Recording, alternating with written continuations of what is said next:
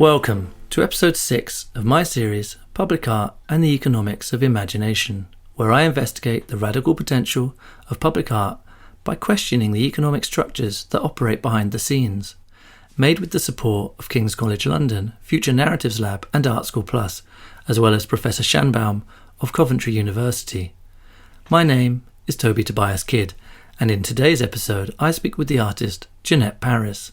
Janette works with a wide range of formats subverted through a humorous lens. This includes comics, musical theatre and animation, and often reflects on spaces like the High Street along with experiences of the everyday. Her work is shown in the public realm, such as working with Art on the Underground, and also internationally in galleries including institutions like the ICA and Tate. She has a knack for creating art that reflects on memories and of experiences that are both relatable and particular, hovering between real and fiction. This is shown particularly well in her recent published book, This Is Not a Memoir, out on Montez Press, which we will speak more about today. Maybe a good place to start would be if you could tell us a little bit about your new book, This Is Not a Memoir, out on Montez Press, and just a little bit about how that came about. Well, Montez Press sort of approached me years and years ago to do a book. But for some reason, they suddenly decided to sort of change the format. So they were sort of doing generic or working to a template. So they decided not to do sort of individually designed books. So my initial approach was sort of put on hold. And then they approached me, I know maybe it was a year before lockdown, 2019 or something, it might have been, asked me if I was working on anything at the time and could I revisit the idea to do a graphic novel. I mean, for some reason, I had this idea in my head that I wanted to write a graphic novel. And because my art practice tends to sort of, incorporate a sort of a lot of popular formats such as the comic, the pop song, film, television dramas, narrative fictions, jokes, musical theatre. I could ream it all off, but I'll stop at that basically. But so I had an idea to write to do a graphic novel using. I've used text-based work before, and I've occasionally sort of combined it with imagery. And I happened to be approached by an online organisation called Writers Mosaic, just at the time that Montez Press reapproached me, and I'd done a series of sort of what's known as sort of a guest editor. So I was invited to sort of find other artists or who use the sort of comic format, and not necessarily in a sort of strict, sort of straightforward, or what we perceive to be a straightforward comic format way. So I invited about 5 or 6 artists. So if you look at the Writers Mosaic website, and they're also on Instagram as well, there's a link to my guest edited page, and you can see some of the artists that I invited. So I showed them what I'd done for that website, that edition, and they really liked it. I was approached by Emily Pope, and she showed it to the team that work at Montez Press, and they said yes, go ahead, basically. And I said, yes, I'm going to write a graphic novel. Only I realised I didn't have enough material to write a graphic novel, and I would have to somehow change what the idea of a graphic novel was, basically. So I think the minimum they tend to have is about 200 pages or something. So, and trying to... I realised it was actually quite difficult to think of a storyline that would incorporate sort of 200-300 pages for even a sort of short novel. So I decided, I'll approach it slightly differently, and not because people always want to learn about the artist, don't they?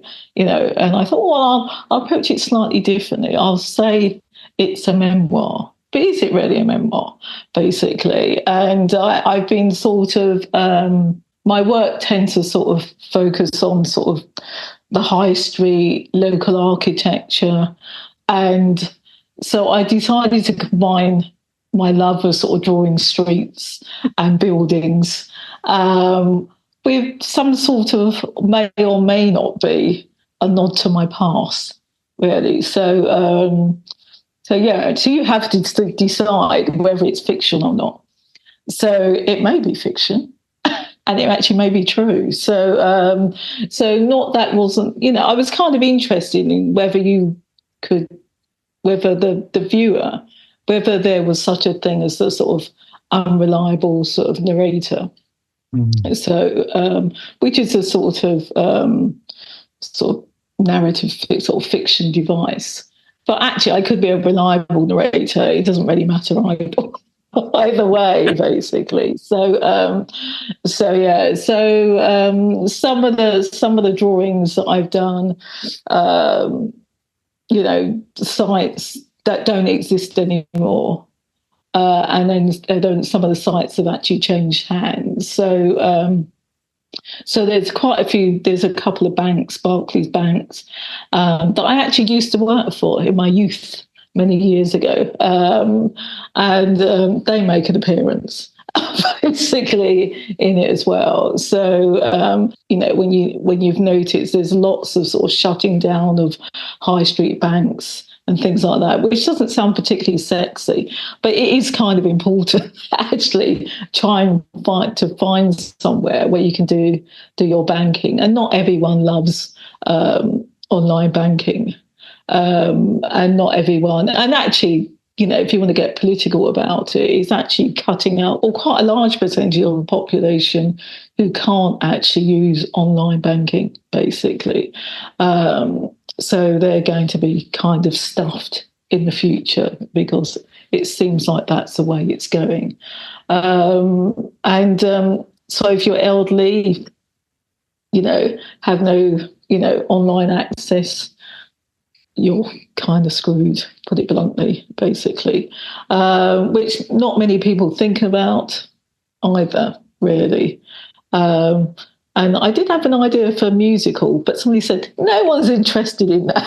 No one's interested in the closing down of high street banks. That's the most dull. I like these ideas of accessibility in a wider context, because we always just think it's like, user experience, blah, blah, blah. But actually physical and the real, and the real, and actually, and most people do like, as we learned during lockdown, most people do like meeting people face to face. Actually, and I was saying to someone actually, I don't really drink that much, but I actually still miss the pub. I don't know why. I hardly ever go to the pub, but I actually, for some reason, felt like, well, actually, I wouldn't mind when everything opens up again, going to a pub, basically. That sort of social gathering, even though I'd probably have a sparkling water or something like that. But so it was a bit weird that you actually do miss the physical, direct interaction, even though, I've got a dodgy set of lungs, so I probably could have pegged, keeled over if I did catch it, COVID in the early days. But, but I still miss that sort of social interaction. But like I was saying, I was telling my friend, an artist friend, I wanted to write a musical about the disappearing high street bank. And he said, Janette, no one's interested in, the closing down of high street banks. That's incredibly boring. And it may sound boring, and it's pretty mundane, but actually that's why it's important. Mm-hmm. Because we miss those sort of short, mundane interactions. And actually, that's what a lot of my work taps into. It's the everyday, there's no high or lows. you're just getting by, you're just bumping into people, having a conversation. And actually, when something changes within that dynamic, you realise how important those sort of small, everyday, what we're used to encounters, what we're used to seeing on the high street. And when that changes, you realise, how important they are. I've explored other angles. I've done, I did a series of anecdotes years ago that were shown in the bank magazines, and they were called Bite Your Tongues. And they were sort of my everyday frustration with something might have happened. Either I got dumped, or, or the bus didn't stop for me, or, or there was an episode with an art tutor asking to tell the world about my, black working class background. And I said, well, I'm not interested. If you want to learn about black working class background, then read a effing book.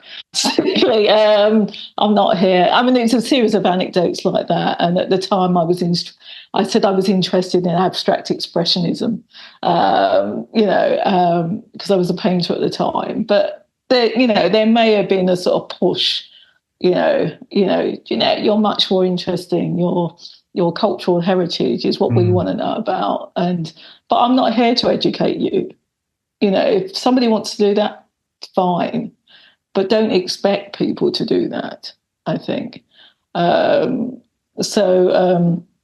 there was a series of sort of, maybe that isn't that mundane, but at the time it felt mundane. Like I said, things like missing the bus, things like, that you normally might get cheesed off about, and at the time you don't have a snappy response. The anecdote was a snappy response that you should have said at the time, basically. And then you console yourself in sort of junk food. that was a punchline, actually. And so there was a series of, I'd say, anecdotes, but they were sort of witty anecdotes, and they deliberately sort of use a sort of set up a joke format, basically, with a punchline at the end. This is maybe a good time for you to talk about, like, what humour means to you and why it's important in your work, or if it seems to be important in your work. Yeah, I mean, it is important, and I think it's a way of drawing the audience in. So they're slightly thinking, oh, this might be sort of throwaway, and and they don't realise what they're laughing at until maybe a bit later, and it's the way of dealing with the world, I think, actually, that doesn't, I don't know. I mean, I like serious sort of hard-hitting work, but, I like to be drawn in first. And I think, if you know what you're looking at, then maybe you don't look long enough, I think, actually. So, and if you, for me personally, I found it difficult to do that type of work, even though I made like hard-hitting, this is what it really is about, straight away work. I personally found that quite difficult, because I like the idea of using humour as a way of disarming people. So it isn't, and that could be seen as political. In the sense that, Janette, people say, Janette, I'm talking about myself in the third person, which is slightly dodgy.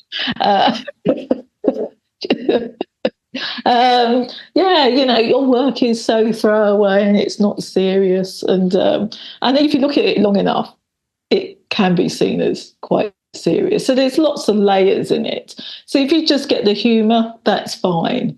I'm quite happy for you to just think, oh, it's just witty. But if you realise that there may or may not be underlying other issues in it, that's fine too, actually. So you'll get something from it, even if you just think it's colourful. I think that's quite interesting with what you were saying. Like, it's not your responsibility to educate people. Yeah, I mean, art tells people about the world in a slightly different way anyway. It's not a newspaper, it's not a dictionary, it's not a historical book or something. So it's a way of sort of imparting something about the world from a sort of very sort of personal artist point of view. So a lot of what you got in, particularly in the book, are these sort of, like you said, like the high street and sort of like quite public places, sort of shared spaces like football stadium or Wimpy's or something. And I wonder if you could say something about what these things mean or why these might come up in your work. The cinema is another good example. But they're locations or buildings that are equally very accessible. Most people would have gone to the cinema. I mean, they're not high-end galleries. Or I can't remember if I drew any. Or they're not. I didn't see any. There's sort of things that most people would actually walk past, really, and not really notice. The majority of them, you probably would notice a football stadium, and you might notice a cinema if it's got, if it's quite old, so it becomes quite historical.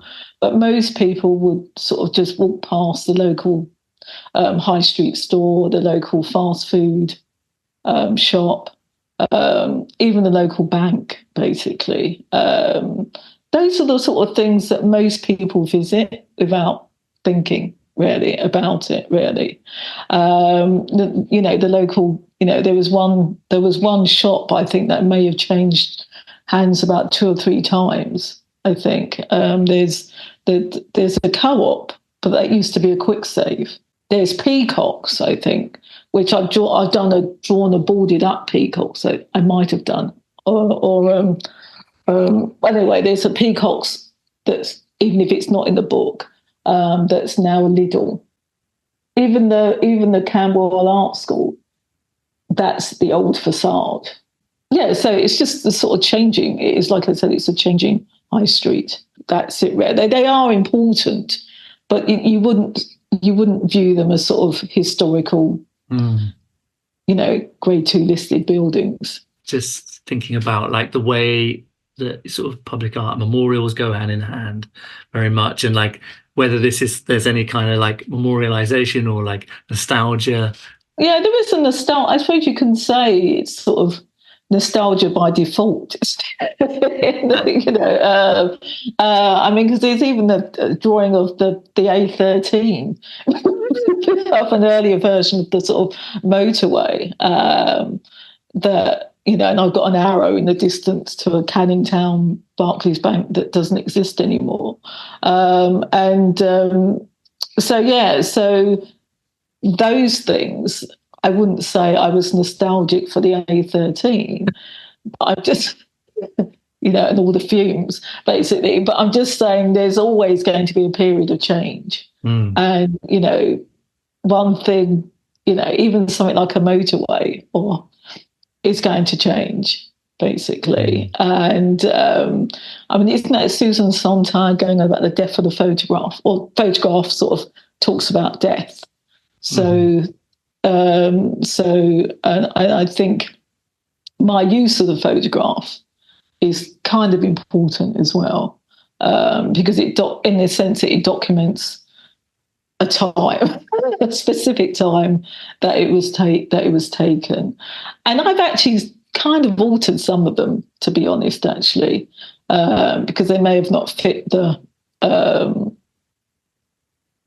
dimensions of what I needed for the book, so I would have had to add some things onto it and things like that, based on either I took a photograph at the time or I found the photographs basically online.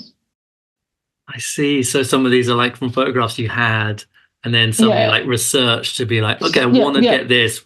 Where can I find something? Yeah, basically, I had an idea that I wanted to draw a specific place. If I didn't have it in my possession, I would just look it up, basically, and do a search for it, and obviously change it, because frankly, you don't want to it couldn't be exactly the same as the source. But that's it, really. And actually, if you look at the photograph, I mean, it's they seem really highly colourful and bright and, you know, that may have not been the original image appearance. I think if you... It's another bit of that, is it truth or fiction? Yeah. I mean, if you digitize and draw anything, it does tend to, you know, maybe it's my colour palette or something like that I end up making everything look a bit brighter. So I think shifting slightly from what we were talking about, maybe it would be interesting to find out if there was something that sort of, particularly if there's a bit of public work or anything that kind of inspired you in any way. I was told I could draw, and I was about 4. Oh, right. And I remember this distinctly because I was in, I think it must have been infant school, I think, if you're that age anyway, basically. And I remember it because you don't normally remember when you're that young. But because I remember looking at a poster, there must have been a poster in the school of a train, like one of those photographs of a train. You know, maybe they were publishing British Rail at the time or something. But anyway, publicising British Rail. But I remember looking at it, and it was in an art class, and I just copied it. I remember, you know, thinking, oh, I'll copy that over there, that thing on the wall. And I did. I must have done a very good job because I was made to go around the whole school and show my painting. No way.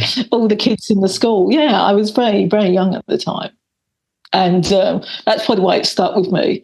And I think once people say, well, you can draw or you're good at something, you tend to think, well, I must be good at it, even though it could have been terrible, I don't know. But I suppose doing something at 4 that looked like something is actually quite unusual, I'm guessing, which is why they dragged me around the school saying, oh, Janette's done a drawing of a train. That's amazing. But it could have been awful, but it must have looked like the train. It must have been something because they took you and showed it to everyone. Yeah. They said, oh, you should show the school, basically.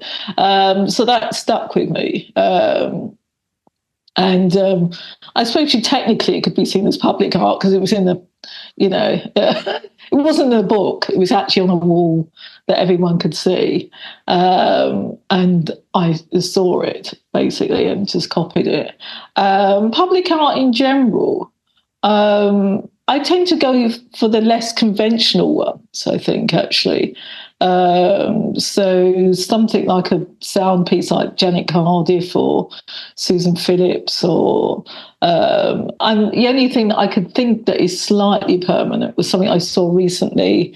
Anyway, I was invited to do a sort of public engagement project with an organisation called AIR, and they'd got a previous artist to do a public sculpture, a permanent sculpture.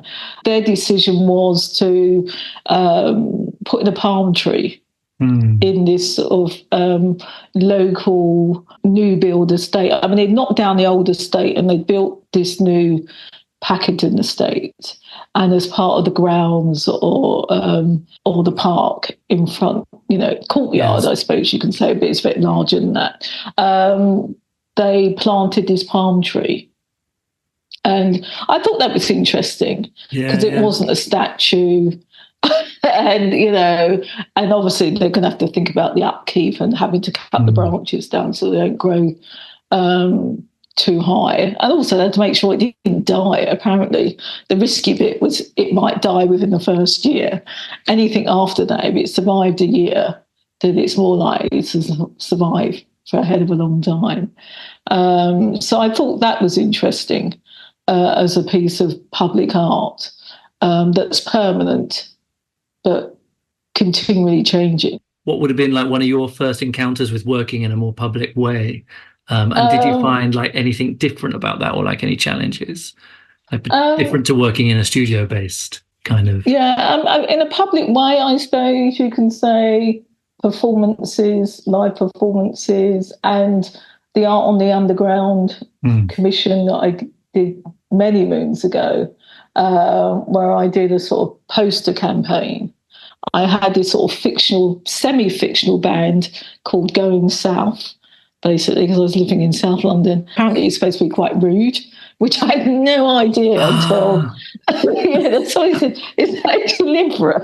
basically. And I said, what do you mean? And then I realised, actually, but that was the name of my band, because we all lived in South London and we were all getting on a bit, basically. So my slang for going south was all about getting older, really, and not the other, meaning for it, really, and living in South London.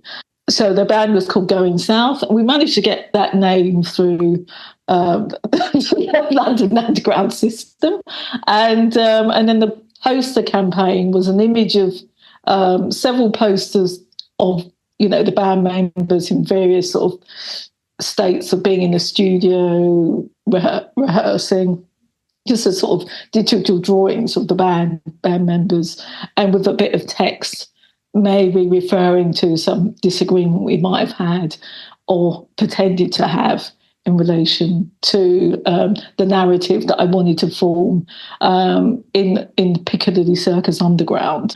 And then they decided to have one of me. There was one that says Janette on vocals, and there was an image of me that I drew, and it literally was pasted throughout the whole of the London Underground system. So occasionally when I would use a tube, which I did a lot, I would see an image, a cartoon version of myself. Yeah. And actually I was at a party once, and this, I knew this person sort of vaguely, and he didn't know I was an artist, but I sort of knew him, and he said, "Oh, Janette on vocals," thinking that I wasn't likely to say, "Yes, I am Janette on vocals." Oh, I just thought you looked a bit like the picture. Yeah, I looked a bit like Janette on vocals poster, only I was the Janette on vocals. That's amazing person, basically, which I thought was quite funny. And at the end of the sort of run of the poster series, we got my band Going South got to perform in Tower Records before it closed, even though we didn't hasten its closure. We might have done, to be honest. Actually, we did a series of covers, and I sung these series of covers very badly, I thought, actually. But even then, people still came up and asked for an autograph. It was actually kind of weird. I just said, no, I was terrible, but the band could all play. It was a different setup to the band I've got now. They're all professional musicians. They could all play. They'd been playing for a while. And what they couldn't believe is, as an artist, I kept doing bigger and better venues. So I think the last venue we did was one of the big venues in Nottingham. And it's got a huge stage, and it was like tumbleweed, because obviously no one had ever heard of us. Yeah. So I said, I want to do the main stage at Rock City. So we formed at Rock City, the main stage at Rock City, which was kind of embarrassing. But anyway, so I don't think the band could believe they've been sort of gigging for years. And I just said, well, actually, I had a show at Angel Row Gallery years ago. And I just fancied performing. I said, no, let's perform it. If they can get us a performance, a gig at Rock City. And they did, basically. My work tends to awkwardly fall between lots of different things. So, and that's kind of deliberate. So if I was saying I'm going to write a musical, it's not necessarily spectacular like you would get in the West End. It's like a kitchen sink version of a musical, sort of very sort of pared down. And it's similar with sort of performances and music. I'm not Chaka Khan. And and you're laughing, I know, because you've heard me sing. But I'm, but there's something slightly different going on. So I use the sort of language of the pop song or the popular song, but I don't use punk, which allows you to get away with not being able to play, not being able to sing that well, because that's what it's all about. Just going and doing it. not having to be able to play an instrument. It's all about, it's going against that sort of formula that you need to be able to play an instrument, or you've been playing an instrument for years and you've got a level of ability, rather than it being open to everyone, and you can just do it, basically. So maybe I wanted to take the romance out of just being able to sing and being able to play, and being able to write songs. You can sort of do that. And I'm not stopping anyone, but unfortunately, I want to be able to sing. I want to be able to play, and I want to be able to write songs. So I'm sort of in between, and I know I'm in between, and that's what I'm sort of playing with, I think, actually. Yeah, it feels like when you're doing these projects that you're not trying to do them the way that everyone else is doing them. You're trying to do them in your way. Yeah, basically. And, and I do them in my way, and hopefully I will get away with doing it in my way, basically. Some people may disagree. I don't know, I don't think you quite pulled that one off.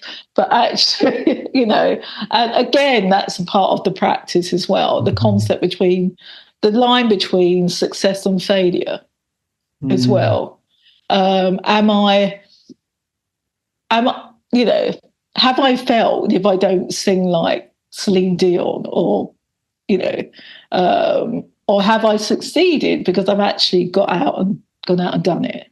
I've actually performed to the best of my ability, and and the songs themselves still have a narrative within them. So that's what I'm trying to get across. So people may or may not. Some people disagree, some people agree. So, and that's where I like the audience to be. And some people just ignore it and they think, oh, it's fine. As an artist, you can just do these things. And it does give you a lot of freedom to do things which ordinarily you probably wouldn't be able to do. You couldn't just rock up to Rock City and say, I want to perform in the largest stage without having any track record whatsoever, basically. But as an artist, if you can, as long as you can justify saying you want to do it, you might be able to get the opportunity to do it. And I'm not taking the mickey out of the audience. I think people might think that, but that isn't what I'm doing at all. I think this is it makes me think of another question, but maybe we'll come back to that in a second. But one thing I wanted to ask is just talking about the links between economics and public art making. So you're talking about like just being able to do different things, and I think that is one of the best things about art. But like, I wonder what you think about how the funding structures work and how money affects the art we make in general. And like, I don't know if you've got any particular bad or good experiences about how you think it's working or not working. I think it can be sort of double-edged sword in the sense that, I can say I want to go out and I can just do this. And I have done things like that, and I've done it on a shoestring. But I'm sure it would turn out better if I didn't, if I had more than a shoestring. Either you do it on a shoestring and it may or may not work, or but you'll get something from it. But you need to think, could it have been better if it was better funded? If you had more time. If you could pay people properly. And I don't employ or work with anyone or collaborate with anyone unless I can pay them something, because I don't think artists should be doing it for free. And I think there's an expectation that you'll do it for very little money or no money at all. And I think I was approached by someone to do a billboard work. And so not only did you have to do the social engagement, but you also had to create something at the end of it. And I think the money was sort of laughable. I just said, well, I'm kind of interested, but I think it's too low. I said, I just don't think I could do it for that. unfortunately, he'd managed to get someone who was willing to do it for that amount of money. And I just thought it was silly, stupidly low. I just don't think, anyone should be working. It was a 4-week project. It wasn't even just, it was a 4-week project. You'd have to sort of organise and collaborate with a community. And you had to have something at the end of it that was going to be on the billboard. It was tiny amount. I'm not even going to say how much it was because it was so low. It was ridiculous, really. I wouldn't even, I don't know how. I mean, I know the person who offered the project, their funding had probably been cut, so that's all they could afford. So it's not as if they went out their way to exploit an artist. It's probably because they didn't have enough money. So unfortunately, then I don't think anyone should be offered that. I mean, because you couldn't live off it. It would be impossible to live off, really. And I think that's another issue, relying on artists to have other jobs to survive, really. And that's 99% of the art world, really. Yes, there are outliers, isn't there? There's always people earning millions or whatever it is. But that's the extreme, though, isn't it? Either you earn pittance or you earn, stupid, like, no, you can buy a house with it or something for a project. So that needs to be, I think that's a problem with a lot of public art, because a lot of it is quite conventional. So you would need quite a bit of funding. And I did say maybe that's why it ends up being slightly conservative, a lot of the outcomes. Which actually leads me to one of the other things I was going to say. Like I wonder if you think, I think that there is probably a lot of really good ideas that don't get made because the fact that there's not the funding for that kind of stuff. So is there anything in particular you think, I never see this kind of work, or I always see this kind of work and I wish it was more of this? Yeah, I mean, like I said, the ones who, they do allow for the odd, unusual project. Like I said, someone like Susan Phillips, but they've got a name. So I mean, once you reach that level, you can be a bit more creative because they're known for that. If you see what I mean, they're so maybe they can take a risk on someone, an artist who works in that way because they're known for working that way. I'm sure they wouldn't approach them anyway. They wouldn't get approached if that's what they if they didn't want something quirky and unusual. But if you're slightly unknown and you want to do something quirky, unusual, I'm not sure how likely it is to get made, to be honest. And I'm sure there's a lot of compromising going on, even with the ones that do get made, I think, actually. I think I did some judging for a competition once for public art or art in a hospital or something. There was a permanent piece. And, you realise the hoops that people do need to jump through. So, that leads quite well on to really one of the last questions, which is really sort of a speculative question, which is, how do you feel like it could be better? What kind of things could we make? What things maybe should people be thinking of, or could we imagine might be an amazing way for public art to happen, or for the arts to be funded? Art needs to be seen as important, really. And how it's viewed in the mainstream is... And how it's educated, how it's taught is also a bit of an issue, I think, actually. There's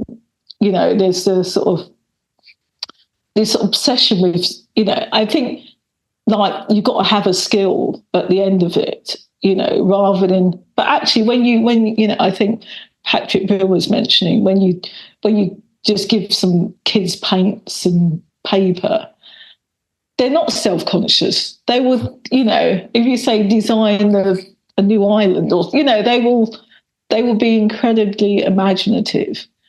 And as they get older, that imagination seems to be sort of taken away from them, or they think they have to do something that looks like something. Mm-hmm.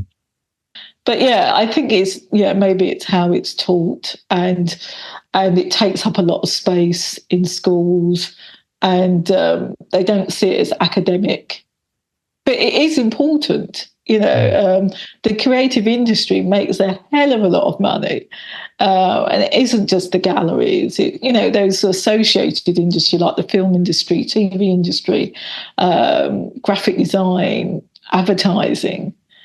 Yeah, I mean, I can't name something in your house that hasn't been designed by an artist. Name something now. I can't in your. Well, I can't think of something. You can't. That's what I mean. You can't anyway. Art touches everything, really. Even things you don't necessarily think it touches basically. So yeah, to sort of denigrate or see it as not important, it's just ridiculous. It's equally as important as, I'm not saying it's more important than maths or English or literature or anything like that, but they're all equally important. So if you miss one thing off the curriculum, then it's not a proper curriculum, as far as I'm concerned. So yeah, but that's what I'm thinking, really. They don't see the value unless it's got automatically dollar signs, unless you're saying you're being trained for something. But when I was graduating from or leaving school, there was, I think the industry at the time is probably closed now. So, I mean, whatever was, everyone's being trained in whatever. It changes all the time. Exactly, basically. And technology is shifting quicker and quicker. Well, that's what I mean. So you won't need sort of coders anymore, because that will be done by AI probably.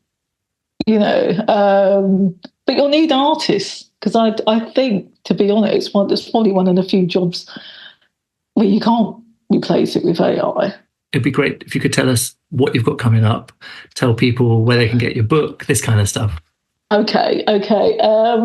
You can get my book, This Is Not a Memoir. Fortunately, which is a good thing, it's sold out at the South London Gallery, but they are trying to get more copies. It's sold out from Montez Press, but you can get it from online Antenna Books, I think. I'll put a link underneath when we put it out. Yeah. If you look it up, so if you go to Montez Press, and they would direct you to Antenna, you can get it from the Serpentine Gallery as well. So you probably can get it from other galleries, but I know that it's definitely at the Serpentine. And so if you're going to go and see the Barbara Kruger, even though I'm not really sure why I'm advertising another show, basically you can, I mean, my work is text-based. I'm guessing that's why they bought it for the current Barbara Kruger show as well. So yeah, it's definitely in there, unless they've sold out, but go anyway, because they've still got copies. It's available from Matt's Gallery as well. Yes, of course. Yeah. So because I've done a project with them, and I'll probably be doing a project next year with them as well. Oh, so, fantastic. That's good. Yeah. And I'm supposed to be doing an album, but I haven't had time to actually sit down. I've been funded to do an album, basically. So hopefully that'll be released later on in the year. Thanks to Janette for spending the time to share so much with us, a wonderful breadth of work and ideas. I really get a sense from this week's conversation about how we share these everyday spaces for everyday means, that this is in fact where public art actually happens. About the importance of art education in schools, how it supports us in ways that training for industry does not. See you next time on Public Art and the Economics of Imagination.